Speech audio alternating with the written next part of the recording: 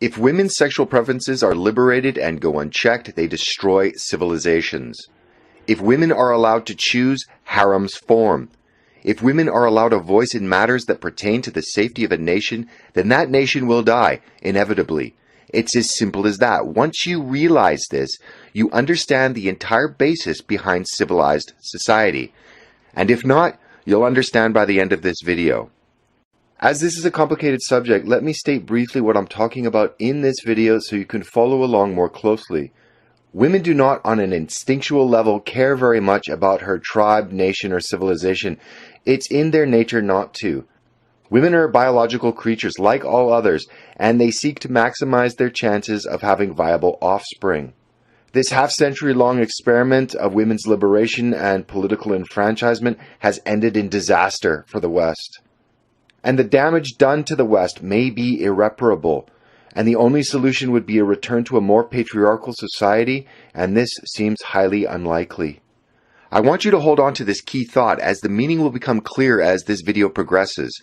When I'm speaking of Western women, I'm talking of women as an organism, or in general. Of course, there's a spectrum and every individual is different, but for the purposes of this video, I'll be speaking of Western women and their general characteristics.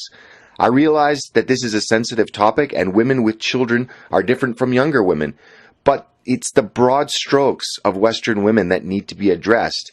If you're a woman watching this and take offense to this video, please understand that I do realize that not all women are the same, but there are some very easily identifiable patterns of behavior that need to be discussed. It's just that women have never been the builders of any of the larger edifices of civilization and are not and have never been responsible for maintaining them. This is borne out across every civilization throughout history. So to be clear, I am not assigning any quote-unquote blame on any group or gender in this video. I'm only trying to explain how I see the world that we've all inherited. And let's get this out in the open. Women are not very good at being loyal to the tribe. They never have been, they never will be. The reason is it's not in their nature to do so. Now, not only are women not punished for inviting alien and unassimilatable armies of men into the West, they then vote for parties that force the entire society to have its national wealth redistributed to this army of aggressive and hostile men. And women who are in positions of power even openly celebrate the destruction that they bring upon their people and openly taunt those that seek to retain their culture and civilization from obliteration. As in the following video of German politician Dr. Steffi von Berg in Hamburg. Frau Präsidentin, meine Damen und Herren! Unsere Gesellschaft wird sich ändern. Unsere Stadt wird sich radikal verändern. Ich bin der Auffassung, dass wir in 20, 30 Jahren gar keine ethnischen Mehrheiten mehr haben in unserer Stadt. Das ist das, was wir haben werden in der Zukunft. Und ich sage Ihnen noch ganz deutlich, gerade hier in Richtung rechts, das ist gut so. And as our societies become ever more dangerous because of people like Ms. von Berg, and even though women can take steps to protect themselves, the primary responsibility for protection will probably always belong to men. This is very important. Women will thus only have as much freedom as their men are willing or capable of guaranteeing them. So the question begs, why do women do this? Why do women betray their in-group? And how is the current situation different from those that preceded it? Well, in a word, enfranchisement. Women have been given the vote, and in a democratic society, they vote their biological imperative. Now, what do I mean by this? Well, recent genetic research has shown that before the modern era, 80% of women managed to reproduce while only 40% of men did. The obvious conclusion from this is that a few top men had access to multiple women while the bottom 60% of men had no mating prospects at all. Women clearly didn't mind sharing the top man with a dozen other women, ultimately deciding that being one of many women sharing a man who leads was still more preferable than having the undivided attention of a man who serves. Commenting on this, Roy Baumeister, a prominent social psychologist who teaches at Florida State University, had this to say: It would be shocking if these vastly different reproductive odds for men and women failed to produce some personality differences.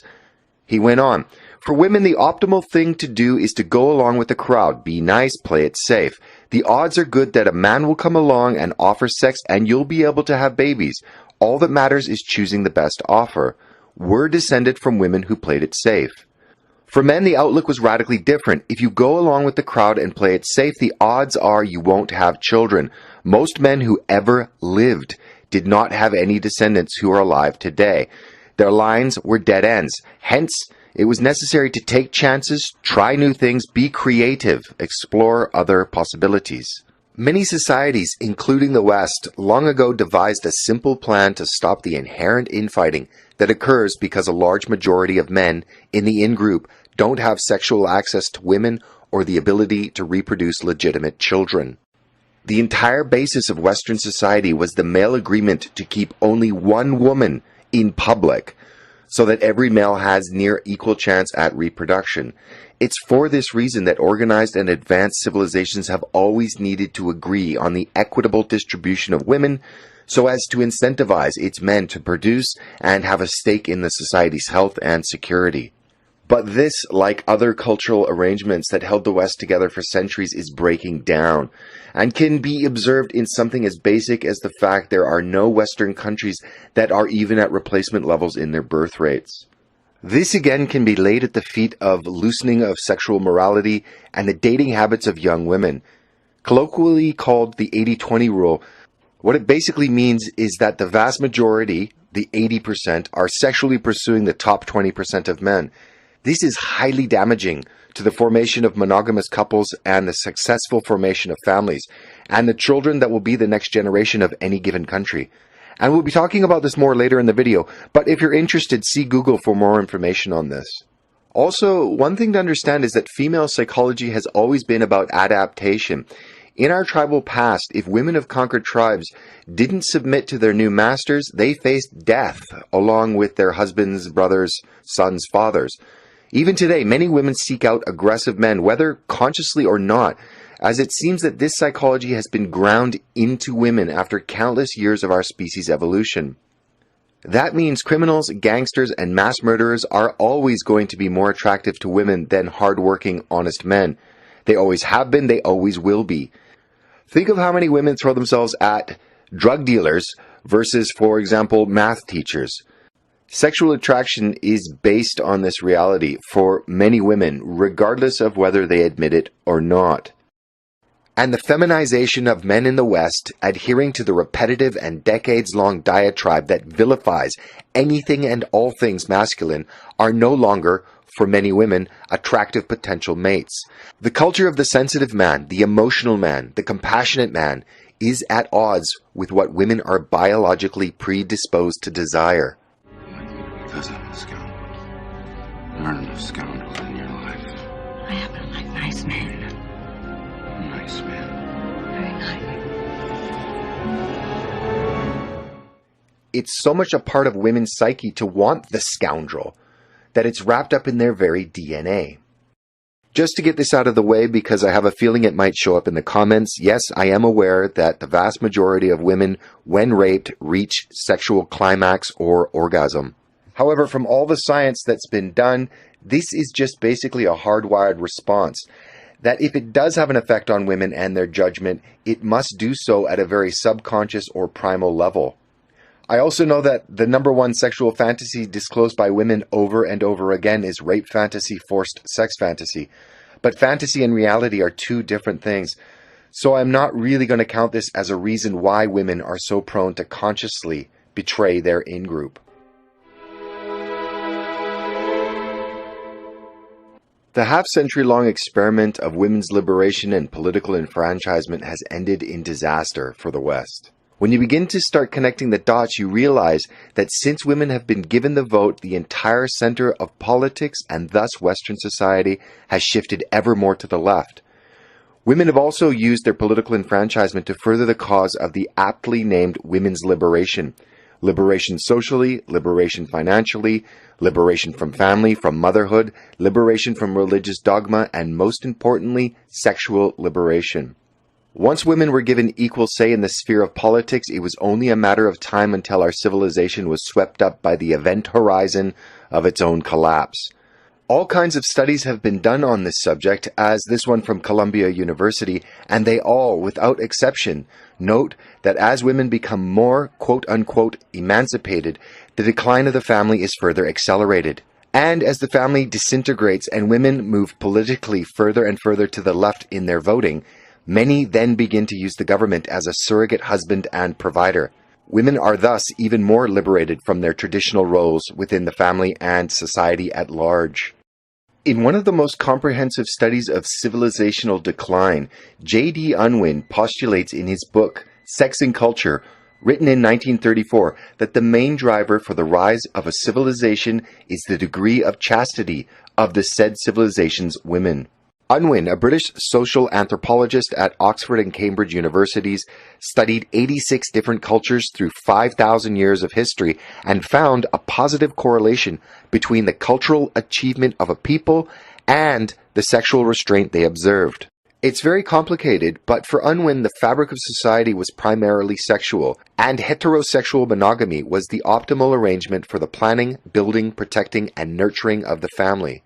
If enough heterosexual partners made a monogamous commitment, civilizational energy was directed toward promoting the finest societal foundation possible. Without exception, each civilization he studied allowed its success to alter its moral code. According to Unwin, after a nation becomes increasingly liberal with regards to its sexual morality, it loses its cohesion, its impetus, and its purpose.